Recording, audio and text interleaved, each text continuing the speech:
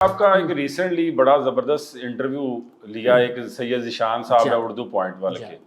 اچھا وہ جو آپ کے ناقدین ہیں وہ تو بڑے خوش ہیں اس انٹرویو سے. میں ویسے آپ کے ناقدین میں شامل نہیں ہوں لیکن وہ کہتے جی اس نے تو پوری پی ٹی آئی کا نا اس بندے نے بدلہ لے لیا سید اقرار الحسن سے. تو اقرار بھائی آج ہمیں آپ اس نے تو نہیں آپ سے پوچھا اس اینکر نے, میں آپ سے پوچھتا ہوں آج بتا دیں کہ آپ کی عمران خان سے دشمنی کیا ہے؟ نہیں میری کسی سے دشمنی نہیں ہے. میں عمران خان صاحب کی بہت ساری باتوں کا مداح ہوں, آج بھی ہوں, اور بڑا برملا اعتراف کرتا ہوں. اس انٹرویو کے حوالے سے دیکھیے یہ تو باہر میں نے ذیشان سے اس انٹرویو کے اینڈ پہ بھی کہا کہ وہ انفارچونیٹلی نا ایک بحث بن گئی تھی, لڑائی بن گئی تھی. اچھا اس لڑائی میں چونکہ ہمیں 30-40 سال میں یہ ایکسپیرینس ہی نہیں رہا کہ تو میں آپ نے کیا کرنا ہوتا ہے. یعنی ہم تو یہ کہ آپ نے ایک سوال کیا, جتنا سخت سوال کہیں آپ کیجئے, اس کے بعد اگلے بندے کو بات کرنے کا موقع دیجئے.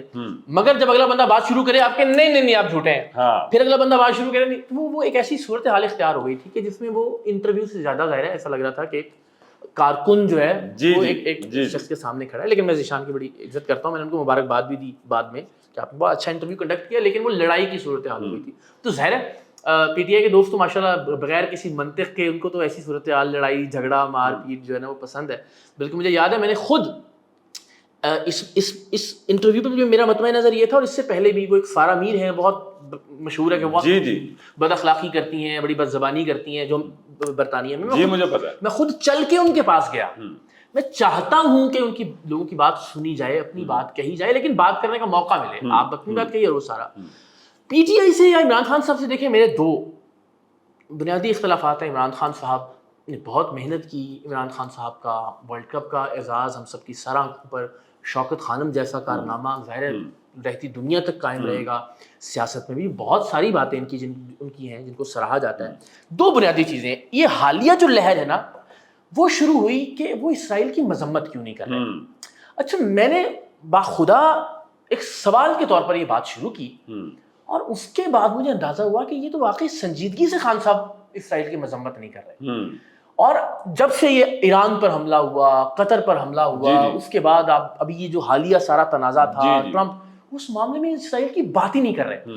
اب یا تو وہ جب سے جیل میں گئے اسرائیل کی بات نہ کر رہے ہوتے تو سمجھ میں آتا. انہوں نے اپریل 2024 تک اسرائیل کے خلاف ٹویٹس کی.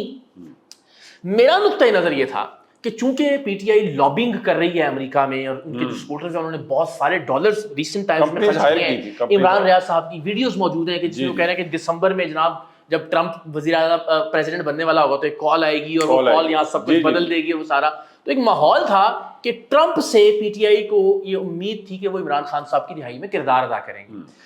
میرا خدشہ یہ تھا کہ شاید اسی وجہ سے ان لوگوں نے خان صاحب کو کہا ہوا کہ آپ نے ابھی اسرائیل کے خلاف بات نہیں کرنی, اس لیے کہ وہاں جتنے سینیٹرز ہیں وہ سارے کے سارے آلموسٹ اسرائیل نواز لابی ہے نا ساری امریکہ کے اندر, کہ اگر آپ اسرائیل کے خلاف بات کریں گے تو ہمارا مقدمہ یہاں پر ٹرمپ کے سامنے کمزور ہوگا.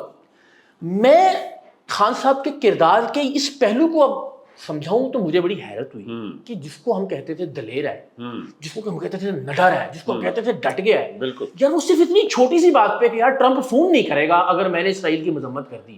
وہ اسرائیل کی مذمت نہیں کر رہا. ایک بار, دو بار, تین بار ایران پر حملہ ہوا, کوئی مذمتی ٹویٹ نہیں. قطر پر اسرائیل نے حملہ کیا, کوئی مذمتی ٹویٹ نہیں. یعنی اب یہ ٹرمپ کے نکات آ گئے, اس کے بعد کوئی مذمتی ٹویٹ نہیں.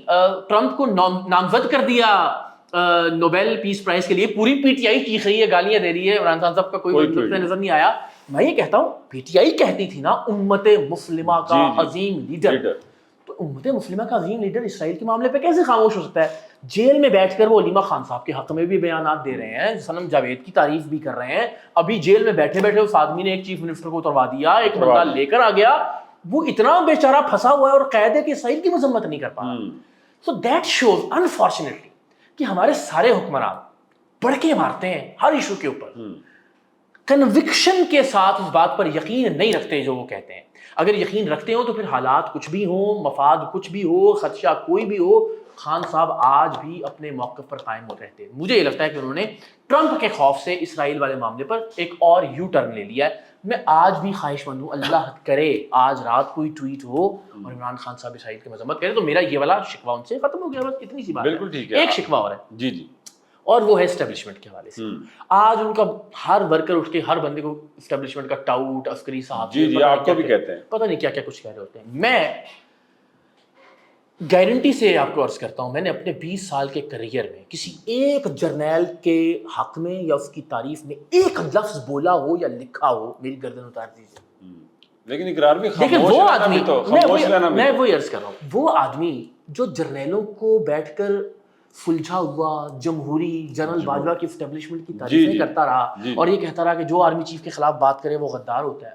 آج وہ تو اسٹیبلشمنٹ مخالف ہو گیا ہے. اور جنہوں نے میں نے جنرل باجوہ کی آپ کہہ لیجیے جس وقت ان کی حکومت تھی اور جب عمران خان اور نواز شریف اور زرداری صاحب ان کو ایکسٹینشن کے لیے ووٹ دے رہے تھے، سر میں نے اس وقت بھی جنرل باجوہ کی ایکسٹینشن کے خلاف ٹویٹ کیا. بالکل کیا. میں آج بھی بارہا یہ عرض کرتا ہوں کہ اسٹیبلشمنٹ پاکستان کا سب سے بڑا پرابلم ہے.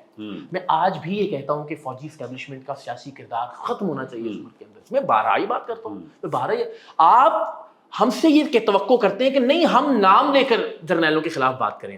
جب ایک صحافی احمد نورانی نام لے کر جرنیل کی کرپشن سامنے لے کر آتا ہے، عاصم باجوہ اور پاپا جانس کی، آپ ایک میٹنگ میں بیٹھ کے کہتے ہیں کہ جی ہم کلین چٹ دیتے ہیں، بالکل یہ ٹھیک ہے اور دی بھی جی.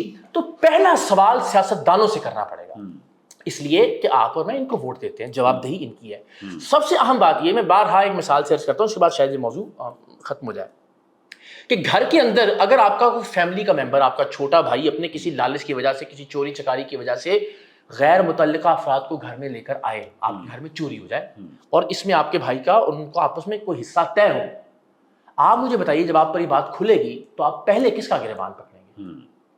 اپنے بھائی کا گریبان. بالکل. تو جو ان غیر متعلقہ افراد کو بار بار کھینچ کر گھر میں لے کر آتے ہیں، ہمیں پہلے ان کا گریبان پکڑنا ہے.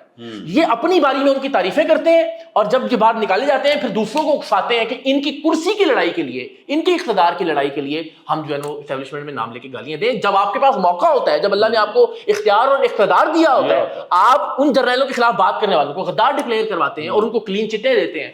تو ہم سے یہ توقع جتنی کریز پر کھڑا رہ کر ہم جتنا کھیل سکتے ہیں اس سے زیادہ شارٹس لگانے کی کوشش کرتے ہیں. میں علل اعلان کہتا ہوں کہ اسٹیبلشمنٹ پاکستان کا بڑا ایشو ہے، لیکن یہ بدبخت سیاستدان جو ان کو کلین چٹیں دیتے ہیں، یہ جو ان کو بار بار گھیر گھار کر ان کی گود میں بیٹھ کر لے کر آتے ہیں اپنی باریاں لگانے کے لیے، یہ بڑا ایشو ہے.